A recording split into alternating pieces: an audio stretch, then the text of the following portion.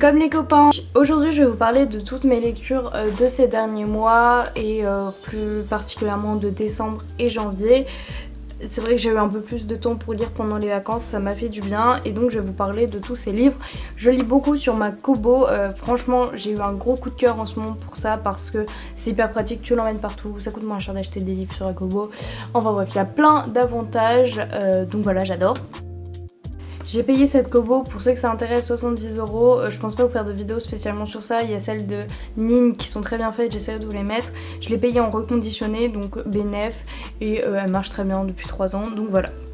Je vais commencer par 3 tomes que je viens de finir, ça s'appelle Millennium.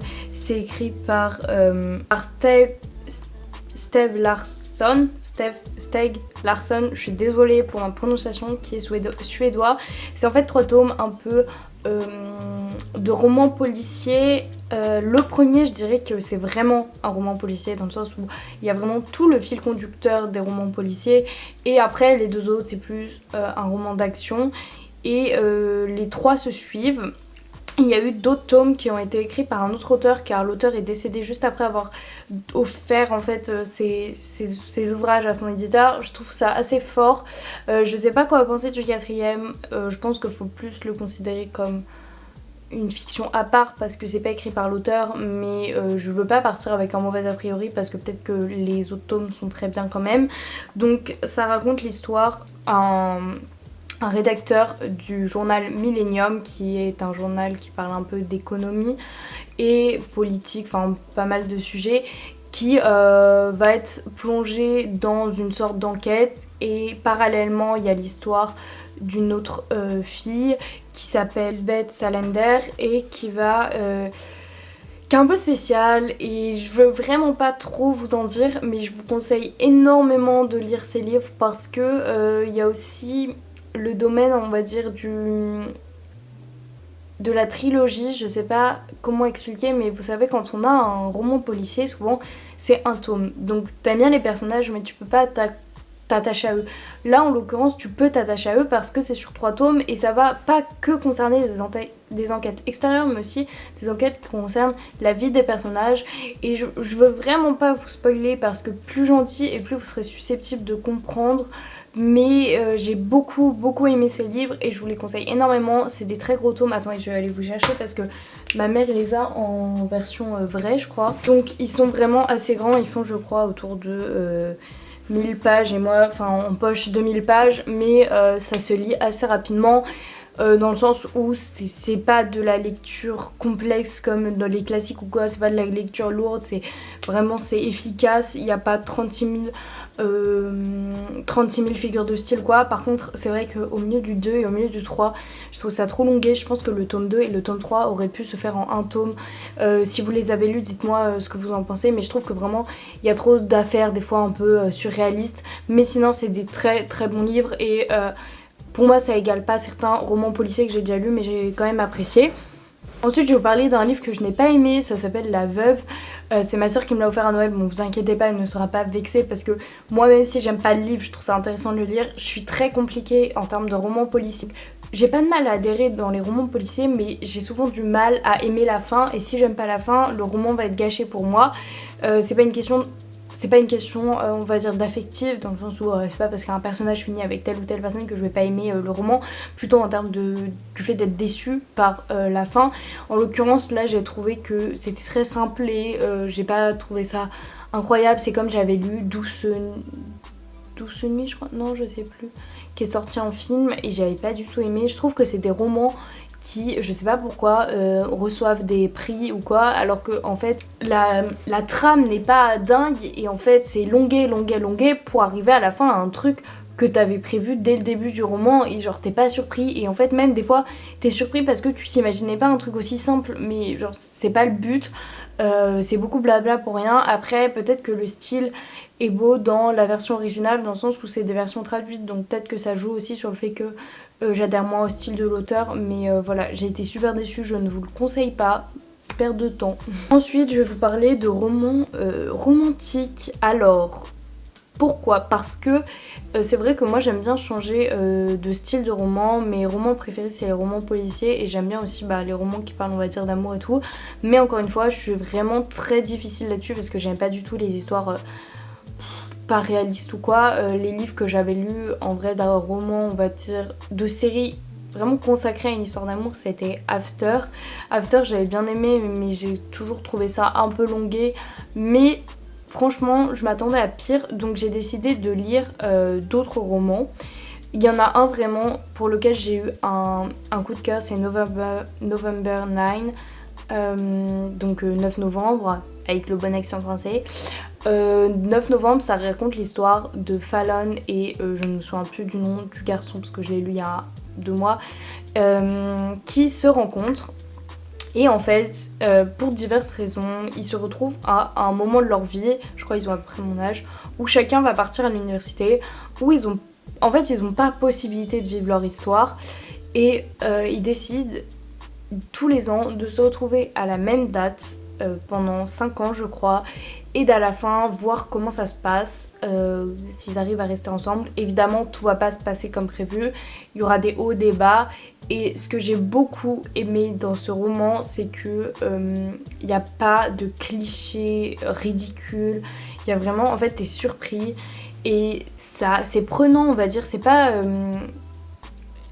bidon. Si ça peut vous éclairer, c'est une super belle histoire et je pense que c'est un des meilleurs romans d'amour que j'ai pu lire, parce qu'aussi ça concerne pas que ça, et je pense que je me suis beaucoup reconnue dans cette histoire parce que ils ont mon âge à peu près et ils sont à un moment de ta vie où même au-delà de l'amour, enfin l'amitié, tout ça, tu te poses des questions, tu te remets tout le temps en question et tu te demandes si à chaque fois c'est le bon moment pour ci, pour ça, pour ci, pour ça.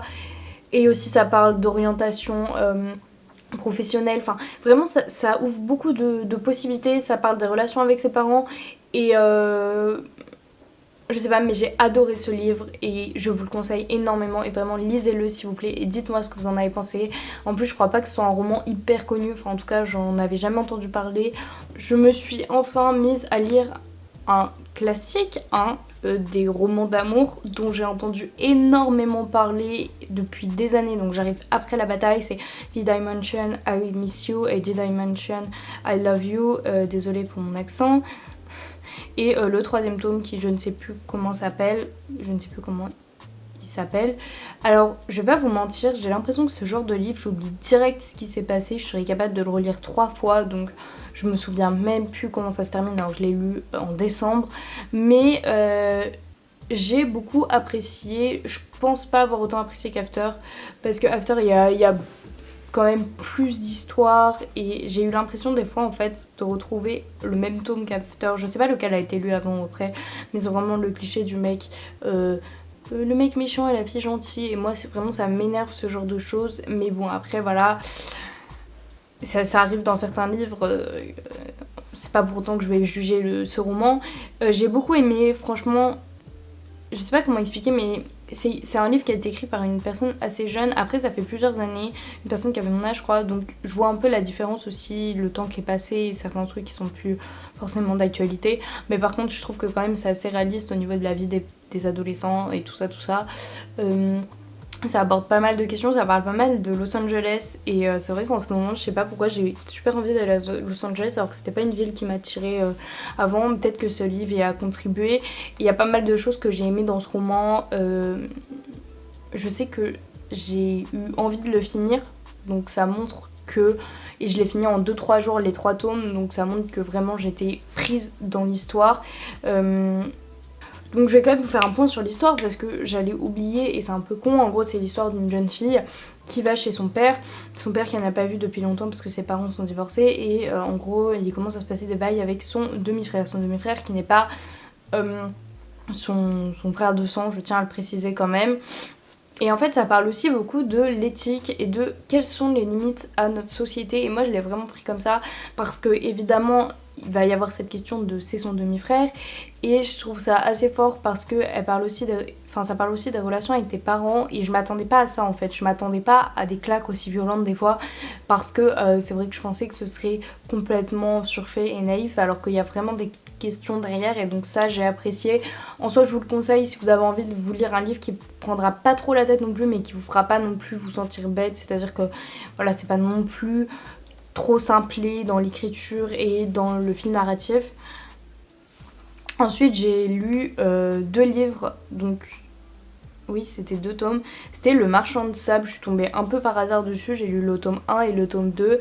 Ça raconte l'histoire d'une jeune fille qui pareil est à la fac je crois, qui réussit à peu près tout sauf les cours de mythologie nordique et qui va faire beaucoup de cauchemars qui vont aussi l'empêcher de réviser, beaucoup de cauchemars où elle voit un mec qui la poursuit et finalement de fil en aiguille les 2 mondes vont arriver en parallèle, je ne vous en dis pas trop mais c'est pas très dur de comprendre et j'ai apprécié ce roman mais sans plus, faut savoir que j'ai adoré les Percy Jackson et donc la mythologie c'est vraiment un truc que j'aime beaucoup, la mythologie grecque et romaine.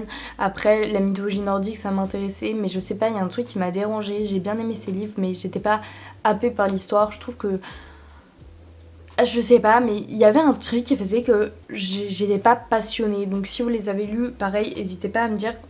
Je pense qu'après c'est des ressentis personnels et il y a beaucoup de choses comme ça, mais à mon avis, il y avait beaucoup trop de répétitions.